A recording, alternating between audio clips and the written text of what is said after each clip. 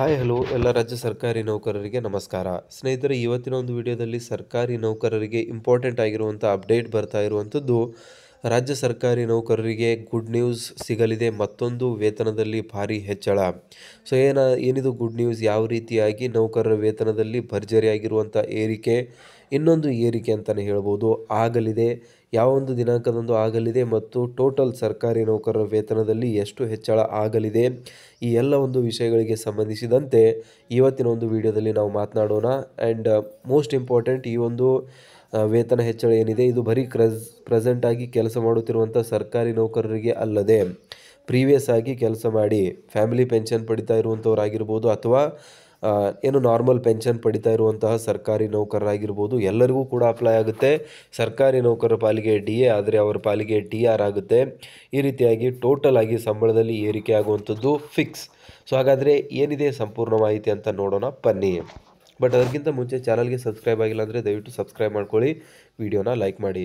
So ಸ್ನೇಹಿತರೆ, ನಮಗೆಲ್ಲರೂ ಕೂಡ ಗೊತ್ತಿರೋ ಹಾಗೆ ರಾಜ್ಯ ಸರ್ಕಾರಿ ನೌಕರರ ವೇತನವನ್ನು ಪ್ರತಿ 6 ತಿಂಗಳಿಗೊಮ್ಮೆ ಸರ್ಕಾರ ಪರಿಷ್ಕರಣೆ ಮಾಡುತ್ತೆ.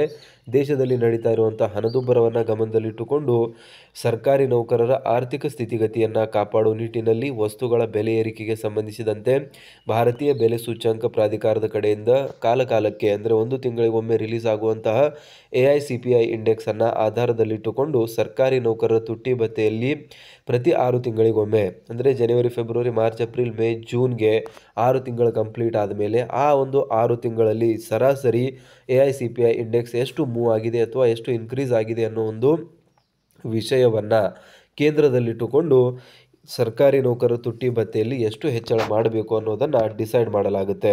ಸೊ ಆ ಒಂದು ನಿಟ್ಟಿನಲ್ಲಿ ನಾವು ನೋಡೋದಾದರೆ ಜನವರಿಯಲ್ಲಿ ಸಿಗಬೇಕಾಗಿರುವಂಥ ತುಟ್ಟಿ ಭತ್ಯೆ ಸಿಕ್ಕಿದೆ, ಜುಲೈಯಲ್ಲಿ ಸಿಗಬೇಕಾಗಿರುವಂಥದ್ದು ಕೂಡ ಸರ್ಕಾರ ಆದೇಶ ಆಲ್ರೆಡಿ ಹೊರಡಿಸಿರುವಂಥದ್ದು. ಸೊ ಇವಾಗ July, August, September, October, November ಮತ್ತು ಡಿಸೆಂಬರ್ಗೆ ಮತ್ತೆ 6 ತಿಂಗಳು ಕಂಪ್ಲೀಟ್ ಆಗಿರುವಂಥದ್ದು. ಜನವರಿಯಲ್ಲಿ ಮತ್ತೊಂದು ತುಟ್ಟಿ ಭತ್ಯೆ, ಹೊಸ ವರ್ಷಕ್ಕೆ ನ್ಯೂ ಇಯರ್ ಗಿಫ್ಟ್ ಅನ್ನೋ ಒಂದು ರೀತಿಯಲ್ಲಿ ಹೊಸ ಒಂದು ತುಟ್ಟಿ ಭತ್ಯೆಯಲ್ಲಿ ಹೆಚ್ಚಳ ಸರ್ಕಾರಿ ನೌಕರರು ಎಕ್ಸ್ಪೆಕ್ಟ್ ಮಾಡ್ತಾ ಇದ್ದಾರೆ. ಆ್ಯಂಡ್ ಇದಕ್ಕೆ ಸಂಬಂಧಿಸಿದಂತೆ ಆಲ್ರೆಡಿ ಕೇಂದ್ರ ಸರ್ಕಾರಕ್ಕೆ ಒಂದು ನೌಕರರ ಸಂಘದ ಕಡೆಯಿಂದ ಮನವಿಯನ್ನು ಕೂಡ ಮಾಡಲಾಗಿದೆ, ನಮ್ಮ ಒಂದು ತುಟ್ಟಿ ಭತ್ಯೆಯನ್ನು ಪರಿಷ್ಕರಣೆ ಮಾಡಿ ಅಂತ. ಆ್ಯಂಡ್ ಕೇಂದ್ರ ಸರ್ಕಾರ ಈ ಒಂದು ಟೈಮ್ 4% ತುಟ್ಟಿ ಭತ್ಯೆಯಲ್ಲಿ ಹೆಚ್ಚಳ ಮಾಡೋದಕ್ಕೆ ಮುಂದಾಗುವ ಸಾಧ್ಯತೆ ಇದೆ ಅಂತ ಹೇಳಲಾಗ್ತಾ ಇದೆ. ಸೊ ಹಾಗಾದರೆ ಕೇಂದ್ರ ಸರ್ಕಾರ 4% ನೀಡಿದಾಗ 7ನೇ ವೇತನ ಆಯೋಗದ ಅಡಿಯಲ್ಲಿ ಆ ಒಂದು ಸೂತ್ರದ ಮುಖಾಂತರ ಪ್ರತಿ 1%ಗೆ 0.72% ಅನ್ನೋ ರೀತಿಯಲ್ಲಿ ಅಟ್ಲೀಸ್ಟ್ 3.25% ರಾಜ್ಯ ಸರ್ಕಾರಿ ನೌಕರರಿಗೂ ಕೂಡ ತುಟ್ಟಿ ಭತ್ಯೆಯಲ್ಲಿ ಭರ್ಜರಿ ಹೆಚ್ಚಳ ಆಗುವ ಮುಖಾಂತರ ಟೋಟಲ್ ತುಟ್ಟಿ ಭತ್ಯೆ ಬಂದ್ಬಿಟ್ಟು 14%ಗೆ ಸರ್ಕಾರಿ ನೌಕರರು ರಾಜ್ಯದಲ್ಲಿ ಏರಿಕೆ ಆಗಲಿದೆ ಅನ್ನೋ ಒಂದು ವಿಷಯ ಇಲ್ಲಿ ತುಂಬ ಇಂಪಾರ್ಟೆಂಟ್ ಆಗಿರುವಂಥದ್ದು.